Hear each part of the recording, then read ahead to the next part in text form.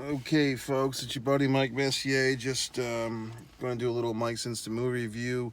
Taylor Swift, the Eras Tour. Yes, I did purchase a ticket. I got the momentum to prove it, and interesting. Nice picture, by the way. So you might be saying, well, gee whiz, Mike, you don't look like the stereotypical Taylor Swift fan. That's true. I will admit to that. Uh, but you know what? I mean, look, you buy a ticket, you see the show, right? That's how democracy works. And as someone who makes art myself, visual art, writing books, acting in movies when I can. Uh, Hold on. My theory is, whoever wants to enjoy the art should enjoy it. You know what I mean? That doesn't matter.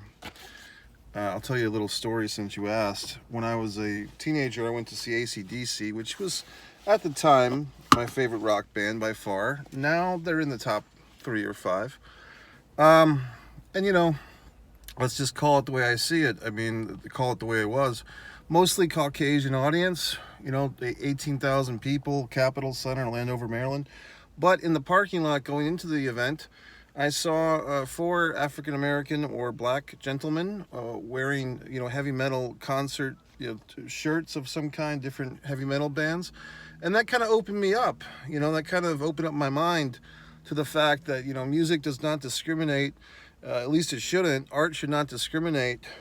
The audience can choose what art they want to enjoy, whether it's music or theater or film. But I don't think that the artist should discriminate their audience at all. I think anyone who wants to buy a ticket should go. So that's why I went to see Taylor Swift. And but I was not. I did not expect what I experienced. I kind of relate this, maybe 10 or 12 years ago, Katy Perry was the big thing. I really didn't know much about Katy Perry, but it was an afternoon, Seekonk, Massachusetts, and there was this Katy Perry movie playing in the theater. So I just kind of whimsically bought a ticket and went to go see it. And there was, maybe 4 or 5 people in this big auditorium for this movie. And I kind of learned all this stuff about Katy Perry. Her hero was Alanis Morissette, all this wonderful things. And, so I kind of thought that would be like what I would experience with this Taylor Swift movie. But I did start seeing all these reports of multiple big crowds already, like big advance sales. Somebody told me tonight before I went to see the movie that this is the biggest movie advance sale ever, for the year or some such thing. So I was like, okay, it'll probably be a pretty good crowd. Well, it's 9:45 p.m. on a Friday night. I get into the theater at 9:40, a little bit early, and already there's a very healthy crowd. And right at 9:45, the previews start, and and then when the movie finally started, um, first thing that happened, I mean, the theater was pretty much packed, mostly female, various ages. I'd say there was, some dads in the audience, some boyfriends in the audience, mostly female. But the thing that happened was a lot of, like, immediately, people start standing up in the auditorium and they're singing along with the songs. They know all the fucking words. And, I really didn't know the people sitting next to me. It was a couple, a guy and a girl. But if I was a little bit more outspoken to strangers, which I'm not, I would have said something to them like, I've been going to the movies my whole life. I've never seen people stand up and interact with the movie screen like this. Like, you might think of maybe like Rocky Horror Picture Show, but that's a different deal. That's like you're basically told to. You have like the live actors. Sometimes when you see Rocky Horror and the stuff like that. But this was not like that. This is a concert film. I mean, I just saw the Talking Heads concert film. I've seen other concert films that I've enjoyed. Metallica just a month or so or 2 months ago had a big 2-night concert, which was live, but nobody was standing up during the Metallica thing. I mean, you might see a tapping of a toe here and there. God. But here, it's like, fuck. I mean, the people, and when I say people, it's mostly kids and mostly, young women. I would guess teens, 20s, some 30s.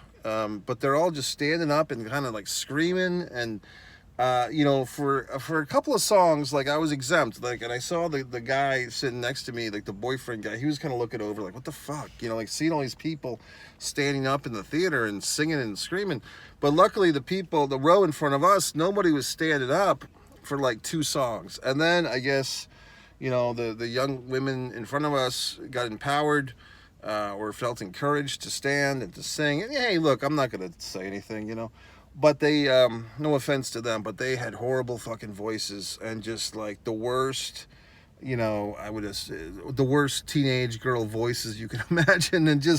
But they're having fun, that's the important thing. But I noticed they're not really like singing like the real like songy, like songs that Taylor Swift can do.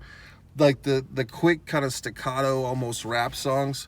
They have all the fucking lyrics down and they're fucking like screaming in each other's face the lyrics. So I don't even know how they can enjoy that. I mean, I'd rather just hear the fucking singer sing the song. You know what I mean? Like, I'm not a big fan of karaoke. I don't like hearing good songs get butchered by bad singers, by plebeians.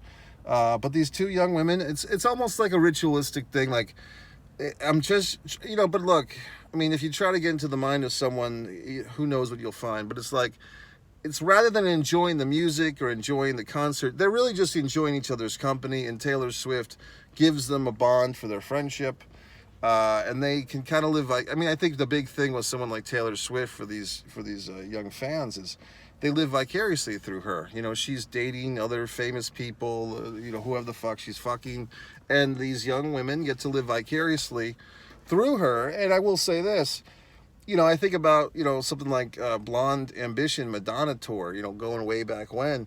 Madonna, if you really think about it, was always kind of a heel. Like, she was kind of a bad guy, or bad girl. Like, she was always pushing the envelope. She was always, Papa Don't Preach and Like a Virgin and all this sexy stuff she was doing.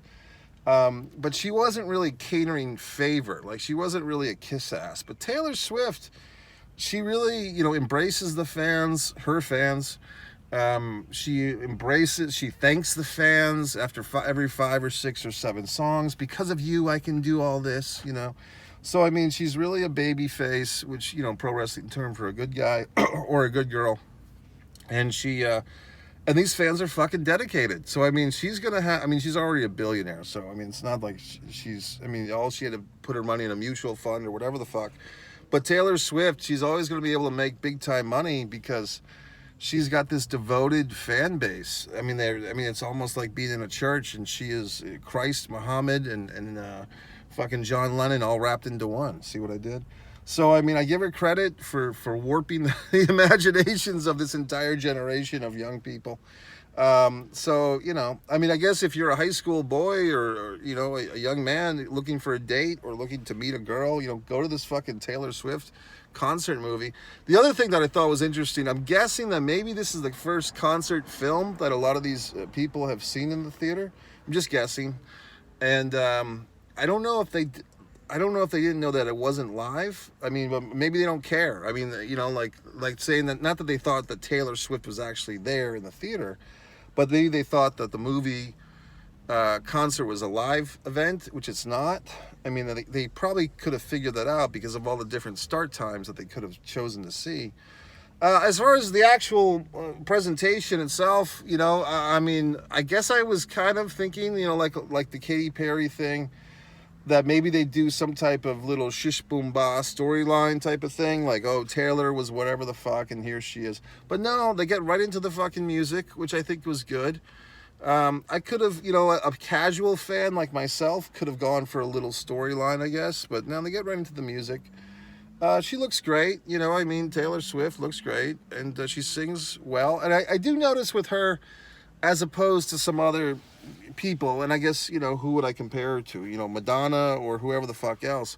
She doesn't over dance, if that makes any sense. Like, she's not, like, yes, she's active, she's moving around, but I don't think, like, dancing is her forte, so to speak. So she kind of gets by on, like, cutesy eye rolls. Like, she's got really nice eyes, and she's almost like a mime. Like, she can kind of play her eyes very well. And she has nice eyelashes and everything. And she moves her hands like kind of an interesting way. in her arms and shit. And she shakes her hips fairly well. I mean, not Shakira well. But I mean, you talk about, I don't know who to compare her to. I mean, even like a Britney Spears years ago. Surprise, I don't think Britney Spears ever had a theatrical film, or Aguilera. I don't think she ever had a theatrical concert film. I guess I'm just thinking of like Madonna or whoever the fuck else, or even, like the Rolling Stones. I mean, just certain bands are really physically active on stage. And yes, Taylor is moving around. She's doing the costume changes. I mean, maybe even a Lady Gaga, if I'm not, but Taylor is not, she's not like a super dancer, and that's fine. She's a singer. She's not supposed to be a goddamn dancer. But I mean, what I do like about her style, though, is that she modulates. She doesn't try to do more than she's good at. So, and maybe she knows, like, hey, dancing's not my specialty. So she doesn't overdo it. So good for her. I did bail after Bad Blood. I'm suffering through a minor pain right now, and I really wanted my fucking Advil, and I had to get to the car, and then I knew, like, once I get to the car, I'm not going to want to go back in there. So I waited till I was really pushed myself to get through, because I wanted to hear my favorite song of hers is Shake It Off, which she played, and then she probably played my second favorite song of hers, which is Bad Blood. And then I'm like, okay, that's my moment to leave after I hear Bad Blood. And then she started in with the acoustic stuff. And she's like, well, this is like the song for the people that have been following me since I was, an embryo or whatever the fuck. So she brings out this acoustic guitar and she's playing this fucking song. I guess the people in the audience fucking knew it. I didn't know it. And the girls in front of me, the kids, they're like screaming this, like she's like Taylor's singing this song like acoustic and like kind of mellow and soft. And they're like screaming it at the top of their lungs. And it's like, fuck. So I mean, just because they have horrible voices, you know what I mean? Because they're not singers, they're audience members of a fucking movie theater concert, and they don't understand that you don't have to stand up and scream at the theater or each other. But in any goddamn way, that was my cue to leave. That was my cue to exit. I'm glad I experienced this. I don't feel like I missed out on too fucking much. I'm sure that there was some big fucking thing the last 5 minutes of the movie or the concert movie that I didn't see, that everyone will be hashtagging and cluster fucking. But look, if you saw the movie, if you saw the concert, feel free to leave your opinion or your opinion of my opinion. And maybe then I'll leave my opinion of your opinion of my opinion in the comments section. You can subscribe or not. This is One Mike Messier. I do Mike's Instant Movie Reviews, my life rants. If you like pro wrestling and sports, go to One Pro Wrestling and Sports Fan. That's my channel for that. If you like art, One Artist Mike Messier, you might be surprised at how good my fucking art is.